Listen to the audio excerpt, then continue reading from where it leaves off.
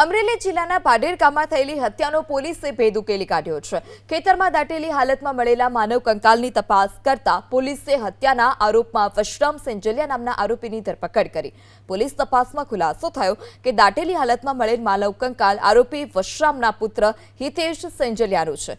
Police પૂછપરછમાં ખુલાસો થયો કે દારૂ પીવાની કુટેવ ધરાવતા હિતેશે 24 નવેમ્બરે પોતાની પત્ની અને માતા સાથે માથાકૂટ કરી હતી।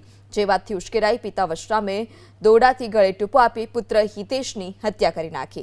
બાદમાં તેના મૃતદેહને પોતાના જ ખેતરમાં દાટી દીધો। બાજુના ખેતરવાળાએ જમીનમાં દાટેલી હાલતમાં માનવ કંકાલ હોવાની પોલીસને જાણ કરી હતી। જે બાદમાં પોલીસે તપાસ કરતા વશરામ સેંજલિયાની પૂછપરછ કરાઈ। પૂછપરછમાં આરોપી વશરામે પુત્રની હત્યા કર્યાની પોલીસ સમક્ષ કબૂલાત કરી છે। 24 નવેમ્બરે પોતાની પત્ની અને માતા સાથે માથાકૂટ કરી હતી।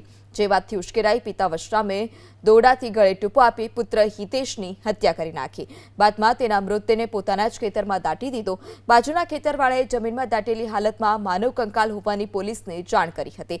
જે બાદમાં પોલીસે તપાસ કરતા વશરામ સેંજલિયાની પૂછપરછ કરાઈ। પૂછપરછમાં આરોપી વશરામે પુત્રની હત્યા કર્યાની પોલીસ સમક્ષ કબૂલાત કરી છે।